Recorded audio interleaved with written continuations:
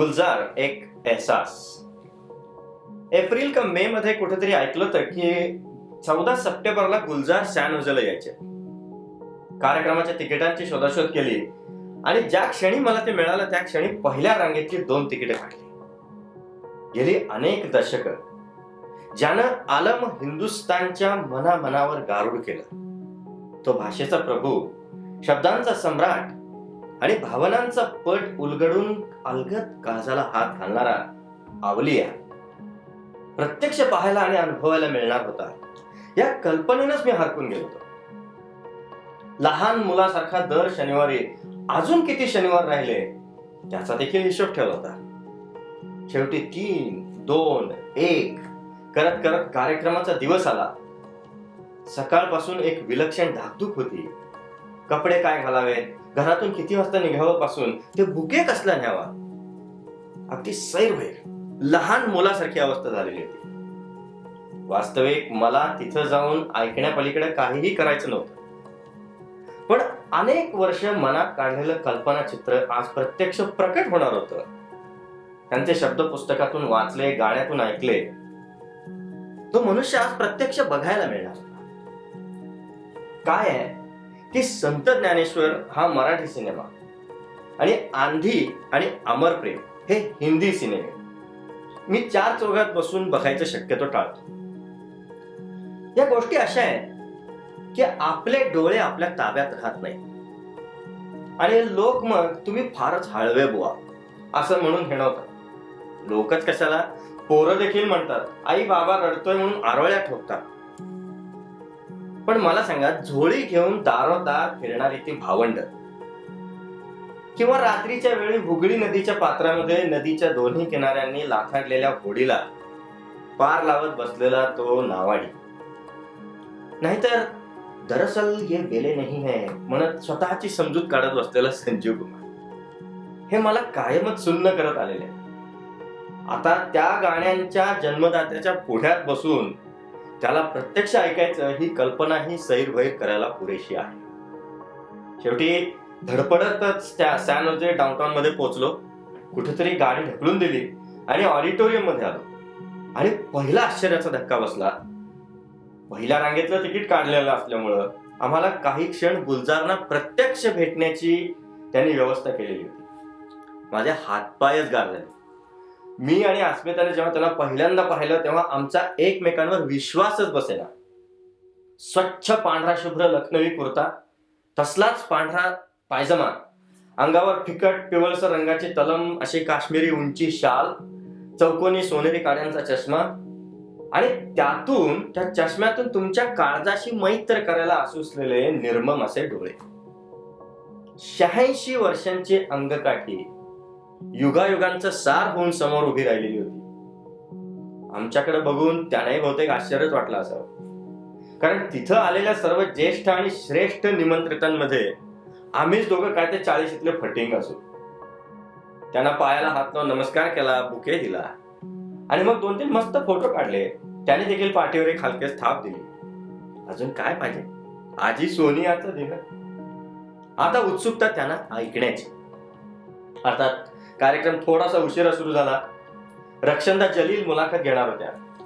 रक्षंदा जलील म्हणजे उर्दू साहित्यातलं मानाचं पान. अधूनमधून गुलजारांची काही गाणी देखील सादर केली जाणार होती. सभागृह खचाखच भरलं होतं. 2000 पेक्षा जास्त लोक आले होते. याच्यामध्ये मराठी होते, हिंदी होते, पंजाबी होते, इतकंच काय पण पाकिस्तानी देखील होते.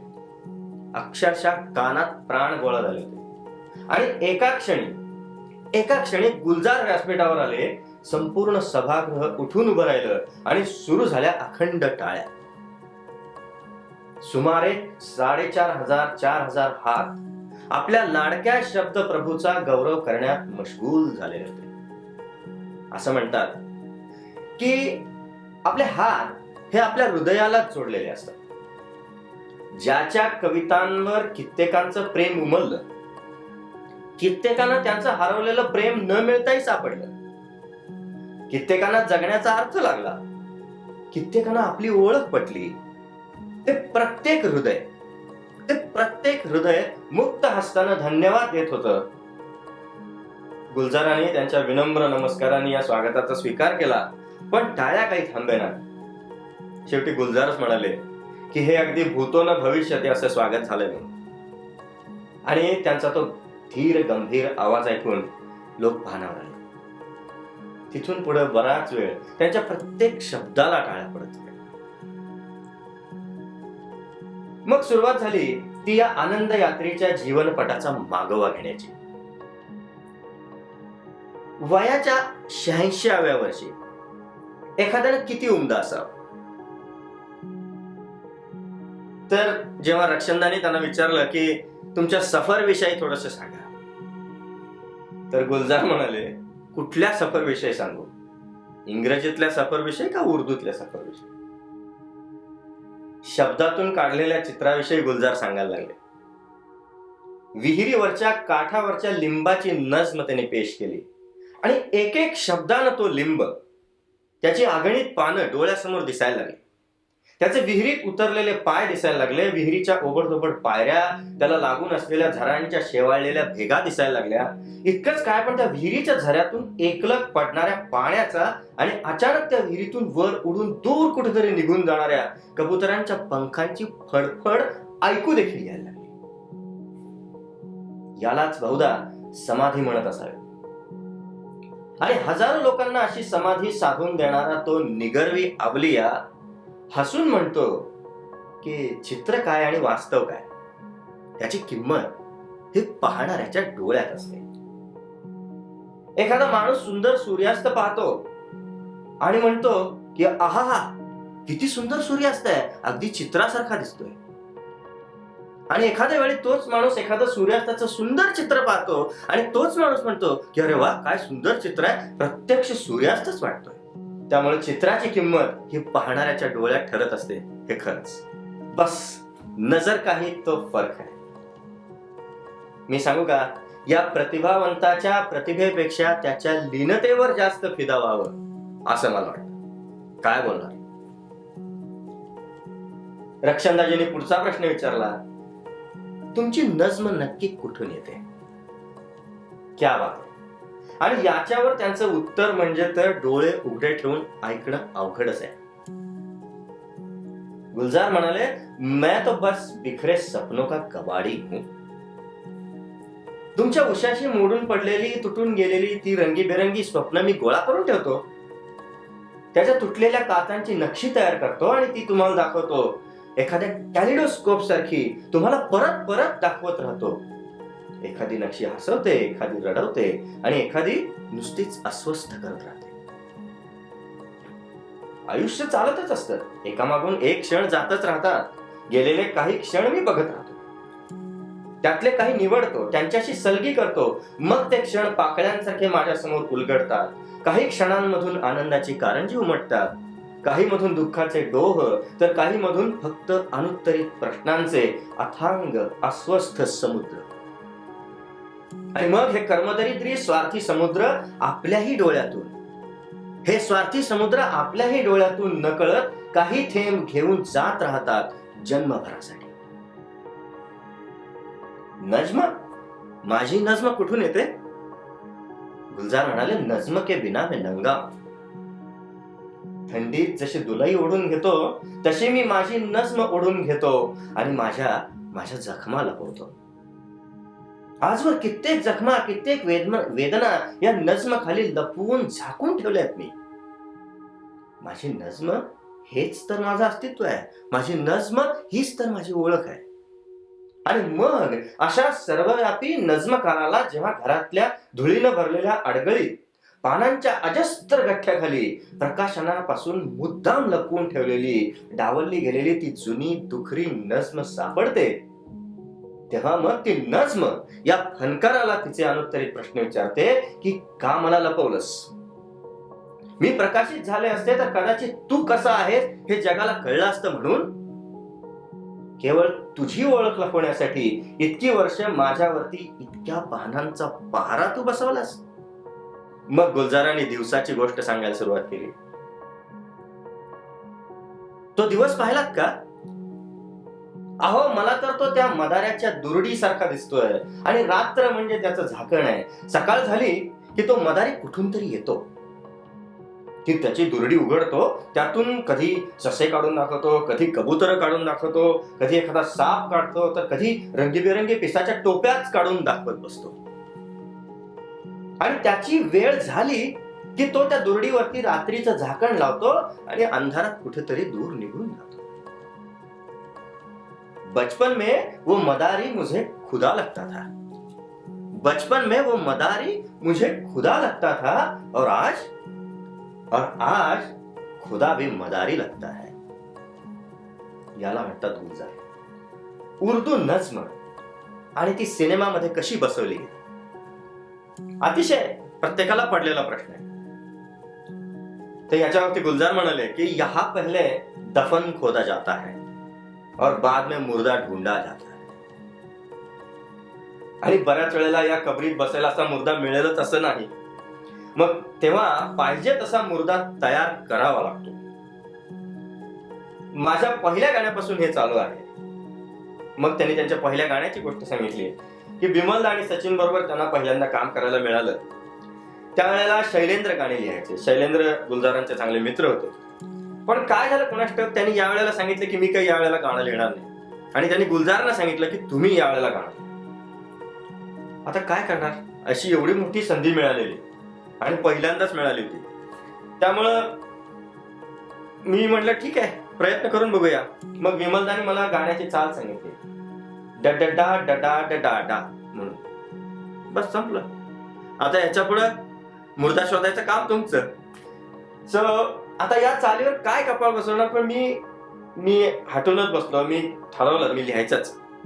आणि मग त्यांनी गाणं जे लिहिलं ते गाणं होतं मोरा गोरा अंग लैले मोहे श्याम रंग दैले. कमाल आहे. गुलजारांचा प्रत्येक शब्द लोक फुलासारखा झेलत होते, मनापासून हसत होते. माझं एक असं मत आहे की मराठी माणसं हिंदी आणि उर्दू बोलायची वेळ आली की थोडीशी बुजतात, हातचं राखून वागतात. पण इथं म्हणजे तो द ग्रेट मराठा देखील भैयांच्या आणि लाहोऱ्यांच्या मांडीला मांडी लावून इर्षाद इर्षाद म्हणत होता, वाहवा वाहवा आणि बहुत खूपची लढ लावत होता. आणि मग विषय निघाला मिर्जा गालिबचा. लेकिन मिर्जा गालिब के लिए नसीरुद्दीन शाह ही क्यों, मिर्जा गालिब के लिए नसीरुद्दीन शाह ही क्यों. आणि इथं रक्षणदाजींनी गुलजारांच्या काळजाला हात घातला होता. मिर्जा गालिब आणि नासिरुद्दीन ही दोन्ही गुलजारांची विसाव्याची ठिकाण. इथं गुलजार घरचे होऊन जातात. गालिबचं नाव काढल्यावर क्षणाचाही विलंब न करता गुलजार दिल्लीच्या त्या पेचीदा गलियोमध्ये शिरले देखील. त्याच गल्ल्या, तेच बल्ली मारांचे मोहल्ले. गुड़गुड़ाती हुई पान की पीकों में वो दाद वो वाहवाह, गुड़गुड़ाती हुई पान की पीकों में वो दाद वो वाहवाह, चंद दरवाजों पे लटके हुए बोसीदा से टाट के पर्दे, एक बकरी के मिमियाने की आवाज. क्या बात है. एव्हाना सगळे दिल्लीला पोहोचले होते आणि खुद्द गुलजार बोट धरून आपल्या गुरुगृहाचा पत्ता प्रत्येकाला एक एक करून सांगत होते. इसी बेनूर अंधेरी गली कासिम से, इसी बेनूर अंधेरी गली कासिम से एक तरतीब चरागों की शुरुआत होती है, एक तरतीब चरागों की शुरुआत होती है, एक कुरान सुखान का साफा खुलता है, असादुल्ला खान गालिब का पता मिलता है. वाह वाह वाह वाह. आत्ता कुठे गुलजारांच्या गर्भगृहात प्रवेश मिळाला असं वाटलं. आणि मग नसीरुद्दीनच का, त्याचाही किस्सा सांगायला ते विसरले नाही. म्हणाले निर्माता खरं तर नसीरुद्दीनला घ्यायला नकोच म्हणत होता. नसीरुद्दीन फार पैसे मागतात आणि आपलं थोडं बजेट नाही, याच्यावर त्याचा आक्षेप होता. त्यानं मग नसीरुद्दीन आणि गुलजारना एकत्र भेटायला बोलवलं आणि मग तिथं बरीच गरमागरम चर्चा झाली. त्यांना पैसे कमी घेण्याची विनंती करण्यात आली. इतर कलाकारांवर देखील आमचा विचार चालू आहे वगैरे वगैरे सांगायचा प्रयत्न झाला. पण या सगळ्याचा शेवट म्हणजे नसीरुद्दीन भयंकर भडकले आणि तिथं म्हणाले की मीच मिर्जा गालिब करणार, एक नंबर मीच मिर्जा गालिब करणार, आणि मी पैसे कमी पण घेणार नाही. आणि असं म्हणून ते तिथून रागाच्या भरात ताडताड निघून गेले. आणि ते गेल्यानंतर गुलजार निर्मात्यांना म्हणाले, देखा ये है मिर्झा गालिब. मग त्याच्यानंतर त्यांनी मेरा कुछ सामान या गाण्याची मोठी मजेशीर जन्मकथा सांगितली. त्या गाण्याच्या जन्मातला आशाजींचा सहभाग सांगितला. आणि मग त्यांनी किताबें सादर केली. किताबों से जाती राब्ता था, किताबों से जाती राब्ता था, कट गया है. कभी सीने पर रख के लेट जाते थे, कभी सीने पर रख के लेट जाते थे, कभी गोदी में लेते थे, कभी घुटनों को अपनी रहल की सुरात बनाकर नीम सजदे में पढ़ा करते थे, छूते थे जमीन से. वो सारा इल्म तो मिलता रहेगा, वो सारा इल्म तो मिलता रहेगा, मगर वो जो किताबों से मिला करते थे सूखे फूल और महके हुए रुकवे. वो सारा इल्म तो मिलता रहेगा, मगर वो जो किताबों से मिला करते थे सूखे फूल और महके हुए रुकवे, किताबें मांगे गिरने उठाने के बहाने रिश्ते बनते थे, उनका क्या होगा. किताबें मांगे गिरने उठाने के बहाने रिश्ते बनते थे, उनका क्या होगा. वो शायद अब नहीं होंगे, वो शायद अब नहीं होंगे. गुलजारांचे शब्द त्यांच्या आवाजात ऐकायचे म्हणजे एखाद्या चित्रावरती काढलेला सूर्य हा रात्रभर उजळत राहावा त्या आपल्या कॅनव्हासवरती, आणि नंतर सकाळी तो सूर्य तिथून निघून गेला तरी कॅनव्हास जळत राहावा, असंच आपल्याला वाटत राहतं. दस्तक ऐकून तर सुन्न व्हायला झालं. कोण होते ते. आता मगाशी येऊन गेले ते. कदाचित ते सीमेपलीकडून आले असेल, पण माणसंच होती ती. आपली ओळखीचीच वाटत होती. माझ्या घरी त्यांनी इथं अंगणामध्ये मक्याची मोठी रोटी भाजलेली आहे त्यांनी, आणि येताना पण काही रिकामे हाताने ते आले नव्हते. त्यांनी येताना मागच्या वर्षीचा त्यांनी चांगला गुळ आणला होता माझ्यासाठी. खरं होतं की स्वप्न काही कळत नाही. हे खरं होतं की स्वप्न काही कळत नाही, पण बहुतेक स्वप्नच असू दे.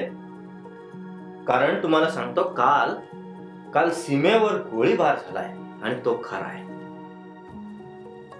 असा सीमेवरच्या गावांनी सैरभैर होणारा कवी, सैरभैर करून सोडणारा कवी, कधी तिच्या आठवणीनं देखील तिचा तितकाच व्याकुळ होतो आणि तिला बोलावताना म्हणतो की याद है एक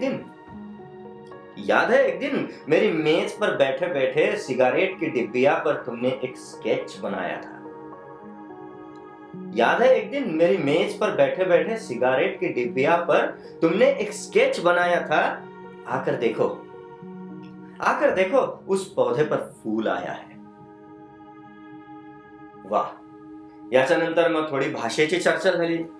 भाषा ही त्या समाजाचा आरसा असते हे सांगताना त्यांनी त्यांचीच एक विवाहितेची अप्रतिम अशी व्यथा सादर केली की समाजामधल्या चालीरीती या भाषेमध्ये कशा प्रकट होतात. हे त्यांनी एक अतिशय चांगलं उदाहरण देऊन सांगितलं की जेवण झालेल्या ताटामध्ये ती नवी विवाहित स्त्री रेघोट्या काढत बसलेली आहे आणि आपल्याचीच म्हणते आहे की हे इतके सगळे दागिने घालायला लावून मला असं ठिकठिकाणी का जखडून ठेवलंय. आणि हे चालू असताना तिची सासू आतून तिनं हुंड्यात कमी दागिने आणले म्हणून तिला शिव्यांची लाखोली वाहते. एकाच वेळेला दोन स्त्रिया एकाच समाजातल्या एकाच भाषेमध्ये दोन वेगळ्या टोकाच्या विचारांनी त्रस्त झाल्यात आणि हे त्यांनी बरोबर त्यांच्या नजमेमध्ये पकडले. गुलजारांच्या मतानं भाषा कधीही मरत नसते आणि हे खरंच आहे. ती काळानुरूप बदलते जरूर आणि ती बदललीच पाहिजे. पण भाषा बदलली याचा अर्थ भाषा मृत झाली असा होत नाही. आणि याचा दृष्टांत देताना ते म्हणतात की गालिबच्या वेळेची उर्दू मला कदाचित येत नसेल बोलता, पण तुम्हाला तरी शेक्सपियरच्या वेळची इंग्रजी बोलता येते का. आणि आणखी एक गोष्ट म्हणजे कुठलीही भाषा ही त्या समाजाची असते, लोकांची असते. समाज बदलतो तसं भाषा बदलते. भाषा कधीच कोणाचा धर्म विचाराच्या भानगडीत पडत नाही. ज्याला ती बोलता येते ती त्याची होते, ज्याला ती लिहिता येते ती त्याची होते, आणि इतकंच काय, पण ज्याला ती नुसती समजते ती त्याची देखील असते, आणि तो त्या भाषेचा असतो. उर्दू भाषेबद्दल गुलजारांचा ओढा अलौकिक. त्यांनी त्यांचीच एक नज्म पेश केली की ये कैसा इश्क है उर्दू जबान का. काय भाषेबद्दल मनुष्याचे विचार असावेत कि ये कैसा इश्क है उर्दू जबान का, फकीरी भी नवाबी का मजा देती है उर्दू, फकीरी भी नवाबी का मजा देती है उर्दू, कहीं कुछ दूर से कानों में पड़ती है अगर उर्दू, कहीं कुछ दूर से कानों में पड़ती है अगर उर्दू, तो लगता है कि दिन जाड़ों के है, खिड़की खुली है, धूप अंदर आ रही है, अजब है ये जबान उर्दू, अजब है ही जबान उर्दू. ही जबान देखील अजब आहे, आणि तिचा हा सरस्वती पुत्र देखील तिच्या इतकाच अजब आहे. गुलजार साहेबांच्या पायाशी बसून ते जेव्हा आपल्याकडे बघून त्यांच्या घनगंभीर आवाजात आपल्याला विचारतात, कभी रूह देखी है, रूह को महसूस किया है, जागते हुए दुधिया कोहरे में लिपटकर सांस लेते हुए उस कोहरे को महसूस किया है. तेव्हा आपलीच रूह आपल्याला कायमच्या हरवून गेलेल्या एक एक क्षणाचा हिशोब मागू लागते, गमावलेल्या प्रत्येक नात्याची एक एक आठवण सांगू लागते, तुटलेल्या प्रत्येक धाग्याची साथ घालू लागते, आणि मग डोळ्यासमोर तोच तो दुधिया रंगाचा कोहरा आपल्याला सामावून घेण्यासाठी सामोरा येत राहतो परत परत. आणि लांब लांब कुठून तरी ऐकू येत राहतात गुलजारांचे शब्द, जिस्म 100 बार जले तब भी वही मिट्टी है, जिस्म 100 बार जले तब भी वही मिट्टी है, रूह एक बार जलेगी तो वो कुंदन होगी. रूह देखी है, कभी रूह को महसूस किया है, रूह देखी है, कभी रूह को महसूस किया है. मनातल्या पानावरच्या अशा गोष्टी ऐकायला पुन्हा भेटू इथंच, पण त्यासाठी आमच्या कलायात्रीच्या चॅनलला सबस्क्राईब करा, बेल आयकॉनवर क्लिक करा, ज्यायोगे तुम्हाला येणाऱ्या व्हिडिओचं नोटिफिकेशन मिळत राहील. आणि हो, आजचा एपिसोड तुम्हाला कसा वाटला ते कमेंट्समध्ये जरूर कळवा. तेव्हा पुन्हा भेटू पुढच्या आठवड्यात इथंच, आणि वाचू तुमच्या आणि आमच्या मनातलं पान.